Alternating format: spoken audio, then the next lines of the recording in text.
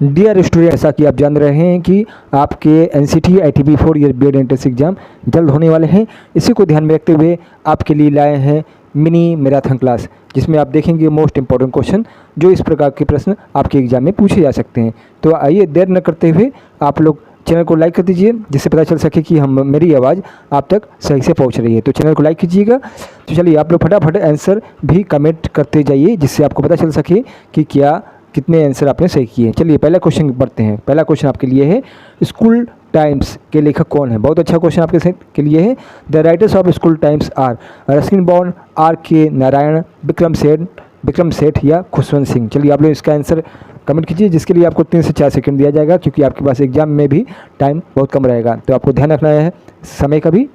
चलिए इसका उत्तर बता देते हैं। ऑप्शन नंबर हो जाएगा 1, रस्किन बॉन्ड द्वारा लिखा गया है स्कूल टाइम्स। Next question. अगला क्वेश्चन ये है कि स्पिनोजा पुरस्कार, जिसे डच नोबेल पुरस्कार भी कहा जाता है, 2023 के विजेता का नाम बताना है। 2023 के विजेता का नाम बताना है। ऑप्शन आपके सामने थिया हिलहोस्ट, क्लास लैंड्समैन, इग्नास स्नेलन या जोइता गुप्ता। चलिए आंसर भी आपके साथ क्वेश्चन इंग्लिश में भी मौजूद है आपके पास। चलिए इसका आंसर हो जाएगा ऑप्शन नंबर 4 होगा जोइता गुप्ता द्वारा। जोइता गुप्ता को स्पिनोजा पुरस्कार मिला था, जिसे डच नोबेल पुरस्कार भी कहा जाता है। ये डच सरकार द्वारा पुरस्कार दिया जाता है स्पिनोजा पुरस्कार, जो कि साइंस रिलेटेड पुरस्कार है। आइए नेक्स्ट क्वेश्चन पे पढ़ते हैं। क्वेश्चन ये है कि विज्ञान के क्षेत्र में भ्रमण क्यों महत्वपूर्ण है? इंग्लिश में लिखा है why science field trip important. यहाँ दिया है ऑप्शन नंबर 1, यह सिखाने वाले में मेहनत की आदत का विकास करता है। ये तो आप लोग बताइएगा कि ये सही गलत है। सेकंड है कि यह अपने हाथ कार्य करने का अनुभव प्रदान करता है। थर्ड है कि इसका संचालन आसान होता है। ये नंबर 4 है, ये विज्ञान की जानकारी इकट्ठा करता है। तो फील्ड ट्रिप इसलिए आवश्यक होता है जिससे बच्चों में अपने हाथ से कार्य करने का अनुभव प्राप्त हो। जैसे लिखा है it give experience on doing on it's on works. चलिए अगले क्वेश्चन पे पढ़ते हैं। अगला क्वेश्चन आपके सामने ये है, आकलन ऐसा साधन है जो उपयोगी है। Assessment is a tool which is useful children के लिए, शिक्षकों के लिए, या ऑप्शन 3 दिया है फर्स्ट और सेकंड दोनों के लिए, या ऑप्शन 4 है कि कोई नहीं। तो जो असेसमेंट होता है, ये जो टूल होता है, ये ऑप्शन नंबर 3 हो जाएगा। चिल्ड्रन के लिए और शिक्षकों के लिए, दोनों के लिए इंपॉर्टेंट होता है। नेक्स्ट क्वेश्चन पे पढ़ते हैं। अगला क्वेश्चन ये है कि गणित की 4 मूलभूत क्रियाएं, जिसमें जोड़, बाकी, गुणा, भाग, मतलब जोड़, घटाना, गुणा, भाग का ज्ञान कराया जा सकता है। तो कौन सी क्रियाएं हैं जिसमें ये चारों चीज़ों का ज्ञान करवाया जा सकता है? ऑप्शन आपके सामने है, सांप सीढ़ी में, क्रिकेट में, रूलेट में, या उपयुक्त सभी में। तो चलिए इसका राइट आंसर बताइए, आप लोग कमेंट कीजिए। इसका सही उत्तर हो जाएगा ऑप्शन नंबर 4 हो जाएगा। उपयुक्त सभी में ये जोड़, बाकी, गुणा, भाग का प्रयोग किया जाता है। नेक्स्ट क्वेश्चन पे पढ़ते हैं। अगला क्वेश्चन आपके सामने ये है कि पुअर इकोनॉमिक्स पुस्तक के लेखक कौन है जो अर्थशास्त्र में नोबेल पुरस्कार विजेता है? तो आपको बताना है कि पुरस्कार विजेता कौन है जो नोबेल पुरस्कार मिला था अर्थशास्त्र के क्षेत्र में। उनकी पुस्तक का नाम था पुअर इकोनॉमिक्स। अमृत सेन, शशिकांत दास, अभिजीत बनर्जी, या उपयुक्त में से एक से अधिक, या उपयुक्त में से कोई नहीं। क्वेश्चन में 6 है। चलिए इसका आंसर आप लोग कमेंट करते जाइए। चलिए इसका आंसर बता दूँ आपको। आंसर नंबर हो जाएगा 3 हो जाएगा। अभिजीत बनर्जी को पुअर इकोनॉमिक्स के लिए अर्थशास्त्र में नोबेल पुरस्कार प्राप्त हुआ था। अगला क्वेश्चन आपके सामने यह है कि 800 फिल्म किस क्रिकेट खिलाड़ी के जीवन पर आधारित है? बहुत अच्छा क्वेश्चन है, क्योंकि आपके एग्जाम में मूवी से रिलेटेड भी प्रश्न आएंगे, तो ये इसी से संबंधित क्वेश्चन आपके सामने है। मुथैया मुरलीधरन, अनिल कुंबले, हरबचन सिंह, या बिशन सिंह बेदी। आंसर आप लोग कमेंट करते जाइए। तो 800 जो फिल्म आई थी वे क्रिकेट पर आधारित फिल्म थी, और ये जो जीवनी पर आधारित है, ये ऑप्शन नंबर हो जाएगा, ऑप्शन नंबर 1 हो जाएगा मुथैया मुरलीधरन, जो कि श्रीलंका के क्रिकेटर हैं। कहाँ के हैं? श्रीलंका के क्रिकेटर हैं, और ये गेंदबाज हैं, स्पिनर गेंदबाज थे, तो रिटायर ले लिया इन्होंने। चलिए आगे क्वेश्चन पढ़ते हैं। अगला क्वेश्चन ये है कि विवेकानंद रॉक मेमोरियल कहाँ स्थित है? लद्दाख में, कन्याकुमारी में, अंडमान में, या श्रीनगर में? बहुत अच्छा क्वेश्चन आपके सामने है। चलिए आप लोग ऐसा कमेंट कीजिए। तो इसका सही उत्तर बता दूँ, ऑप्शन नंबर हो जाएगा सेकंड हो जाएगा, कन्याकुमारी में स्थित है विवेकानंद रॉक मेमोरियल। अगले क्वेश्चन पे पढ़ते हैं। क्वेश्चन ये है कि फिजियोलॉजी या मेडिसिन में 2023 का नोबेल पुरस्कार किसे मिला? कॉटलिन कॉरिको, और डू विस्मैन को। सेकंड है जेम्स पी एलिसन और तासुको होजो को।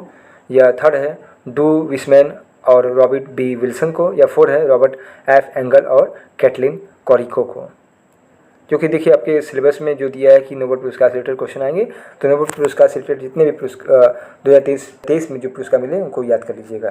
तो चलिए इसका आंसर आप लोग कमेंट कीजिएगा। इसका आंसर हो जाएगा ऑप्शन नंबर फर्स्ट हो जाएगा, कैटलिन कॉरिको और डू विस्मैन को नोबेल पुरस्कार मिला था मेडिसिन के लिए। चलिए आगे बढ़ते हैं। नेक्स्ट क्वेश्चन 10 ये है कि वर्ष 2021 का अंतर्राष्ट्रीय गांधी शांति पुरस्कार से सम्मानित किया गया। गीता प्रेस गोरखपुर। सेकंड है भारतीय अंतरिक्ष अनुसंधान संगठन जिसे इसरो कहा जाता है। ऑप्शन थर्ड है रामकृष्ण मिशन। फोर्थ है अक्षय पात्र। या 5 है उपरोक्त सभी। मोस्ट इंपॉर्टेंट क्वेश्चन आपके लिए ये है। चलिए इसका आंसर बता दूं, ऑप्शन नंबर हो जाएगा 1 हो जाएगा, गीता प्रेस गोरखपुर को प्राप्त हुआ था और इसरो को भी पुरस्कार प्राप्त हुआ था, रामकृष्ण मिशन को भी प्राप्त हुआ था और अक्षय प्राप्त को प्राप्त हुआ था राष्ट्रीय गांधी शांति पुरस्कार। तो इसलिए ऑप्शन नंबर 5 हो जाएगा उपरोक्त सभी, all the above. Question number 11 है। क्वेश्चन 11 है कि लक्ष्मीबाई राष्ट्रीय शारीरिक शिक्षा संस्थान Lakshmibai national institute of physical education is located in, कहाँ स्थित है आपको बताना है। ग्वालियर में, जयपुर में, उदयपुर में, लखनऊ में।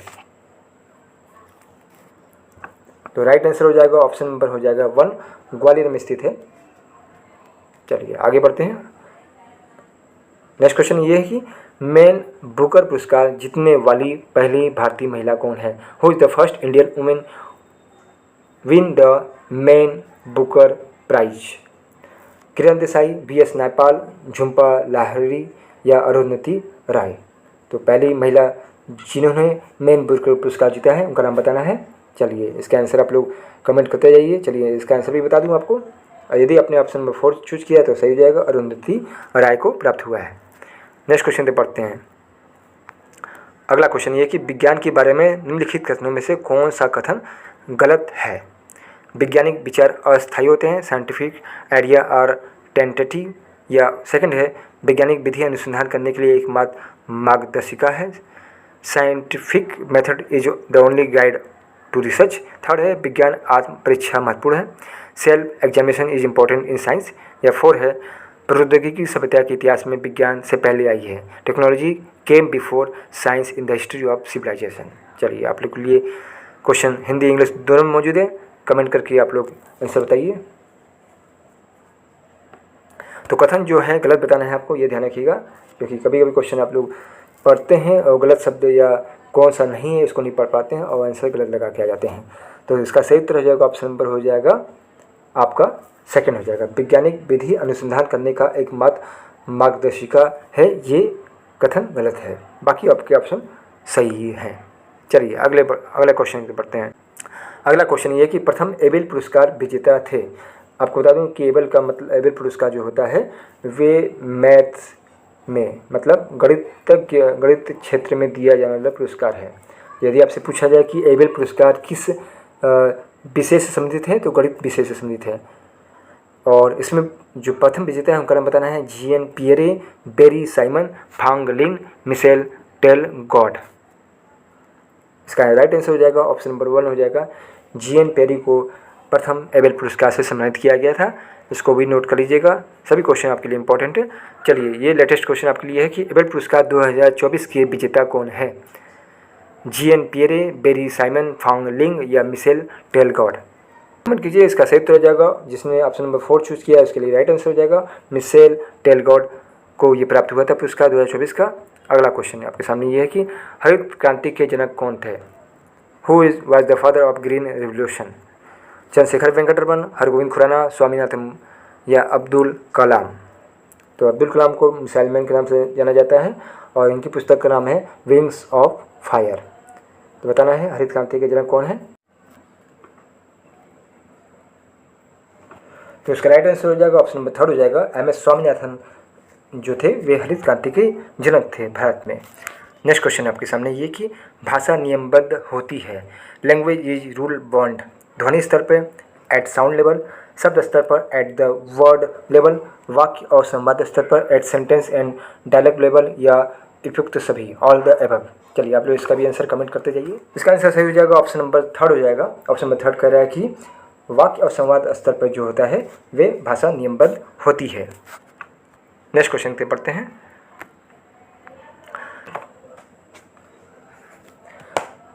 तो रविन्द्रनाथ टैगोर जो कि भारत के पहले नोबेल पुरस्कार विजेता है, इनके द्वारा एक विश्वविद्यालय स्थापित किया गया था जिसका नाम था शांति निकेतन, जो कि कोलकाता में स्थित है। तो यहाँ पूछ रहा है कि कौन सा चीज़ यहाँ प्रोत्साहित नहीं किया जाता।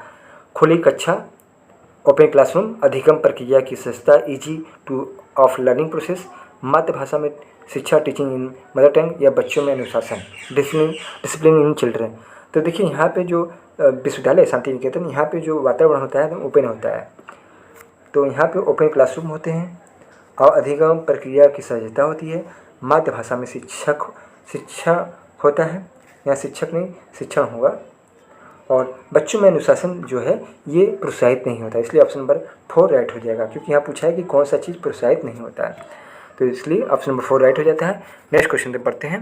क्वेश्चन ये है कि घरेलू वातावरण में हिंसा एवं असमानता को इस चलचित्र में दर्शाया गया है। इस चलचित्र का नाम बताना है। कोई फिल्म का नाम बताना है जिसमें असमानता और घरेलू वातावरण को दिखाया गया है। राजी, अनुच्छेद 15, या ऑप्शन नंबर आपके सामने है दोस्ताना या थप्पड़। तो ये मूवी है, ऑप्शन नंबर आप लोग कमेंट कीजिएगा। तो मूवी का नाम आपको पता है, ऑप्शन नंबर 4 है थप्पड़। स्लेप नहीं होगा, यहाँ थप्पड़ होगा। थप्पड़ मूवी का नाम है। इस ये है कि प्रथम प्रयास में मंगल ग्रह के परिक्रमा पथ में प्रवेश करने वाला पहला देश कौन सा है। रूस है, चीन है, भारत है या जापान है। It is the first country to enter the orbital path of Mars in the first attempt. तो बहुत अच्छा क्वेश्चन आपके लिए है। चलिए इसका आंसर आप लोग कमेंट कीजिए। कमेंट कर यदि आपने ऑप्शन नंबर 3 किया तो आपका आंसर राइट हो जाता है। ऑप्शन नंबर 3 करेगा भारत, इसका आंसर हो जाएगा। क्वेश्चन नंबर 21 ये है कि कक्षा में शिक्षकों को बच्चों को बातचीत को सीखने के रूप में दिखना चाहिए। यदि कक्षा में बच्चे बातचीत करते हैं तो किस रूप में टीचर को उसको दिखना चाहिए। समस्या के रूप में, प्रॉब्लम के रूप में, बैरियर अवरोध के रूप में, ऑप्शन नंबर 3 है रिसोर्सेज के रूप में, या ऑप्शन नंबर 4 है डिस्ट्रैक्ट मतलब भटकाव के रूप में दिखना चाहिए। तो कक्षा में आप लोग जानते हैं कि आप लोग छोटे होंगे या बड़े हैं अभी भी, तो आप लोग कक्षा में बातचीत करते थे, तो उसको एक टीचर किस रूप में देखेगा। ऑप्शन नंबर इसका यदि आपने कमेंट किया है 3 तो इसका आंसर अपना सही हो जाता है। ऑप्शन नंबर 3 करेगा कि संसाधन के रूप में देखना चाहिए, क्योंकि जब बच्चे बात करते हैं तो कुछ न कुछ उससे सीखते हैं, तो ये संसाधन के रूप में, रिसोर्स के रूप में देखना चाहिए। अगला क्वेश्चन ये कि भारत का पहला मौसम ग्रह का नाम बताना है। Which is the first weather planet of India. Prithvi second, Aryabhatta, Kalpana first या एप्पल। चलिए इसका आंसर राइट बताइए। इसका सही उत्तर हो जाएगा यदि आपने ऑप्शन नंबर चूज किया है 3 कल्पना फर्स्ट, तो ये सही हो जाएगा। कल्पना फर्स्ट जो है भारत का पहला मौसम उपग्रह है और आर्यभट्ट जो है भारत का पहला सैटेलाइट है, ये ध्यान रखिएगा। चलिए अगले क्वेश्चन पे बढ़ते हैं। क्वेश्चन ये है कि बौद्ध काल में चिकित्सा विज्ञान की शिक्षा का प्रमुख केंद्र कौन सा था। तो बौद्ध काल में जो चिकित्सा विज्ञान की पढ़ाई होती थी तो वह किस उसका जो केंद्र था वह कहाँ पे चलता था। तक्षशिला में, नालंदा में, विक्रमशिला में या वल्लभी में। होंगे ऑप्शन नंबर 3 तो राइट हो जाता है। विक्रमशिला में स्थित है चिकित्सा विज्ञान जो कि बुद्ध काल से संबंधित है। लास्ट क्वेश्चन आपके लिए है कि निम्नलिखित नोबेल पुरस्कार विजेता भारतीय वैज्ञानिकों को काल क्रमानुसार व्यवस्थित कीजिए। तो क्रम से लगाना है जो भारतीय वैज्ञानिक थे जिन्हें नोबेल पुरस्कार मिल चुका है। ऑप्शन है वेंकटरमन रामकृष्णन, चंद्रशेखर वेंकटरमन, सुब्रमण्यम चंद्रशेखर या हरगोविंद खुराना। चलिए आपके सामने ऑप्शन भी है ACBD या ABCD या BDCA है या 4 है DCB है। कमेंट आप लोग आंसर इसका कीजिए, फटाफट आंसर कीजिए कमेंट। चलिए इसका सही उत्तर हो जाएगा ऑप्शन नंबर हो जाएगा 3 हो जाएगा। पहले चंद्रशेखर वेंकटरमन को, उसके बाद हरगोविंद खुराना को, फिर जो 3 होगा वे सुब्रमण्यम चंद्रशेखर को और नंबर 4 है वेंकटरमन रामकृष्णन। तो इस प्रकार इनका ये क्रम है। पहले आपको चंद्रशेखर वेंकटरमन मिला था, उसके बाद हरगोविंद खुराना को मेडिसिन के क्षेत्र में मिला था, फिर आपका सुब्रमण्यम चंद्रशेखर को मिला था और वेंकटरमन रामकृष्णन को मिला था। ये क्रम है। डियर स्टूडेंट, ये पहला मिनी मैराथन आपके लिए खत्म होता है। नेक्स्ट मिनी मैराथन के लिए चैनल को सब्सक्राइब कीजिए, लाइक कीजिए।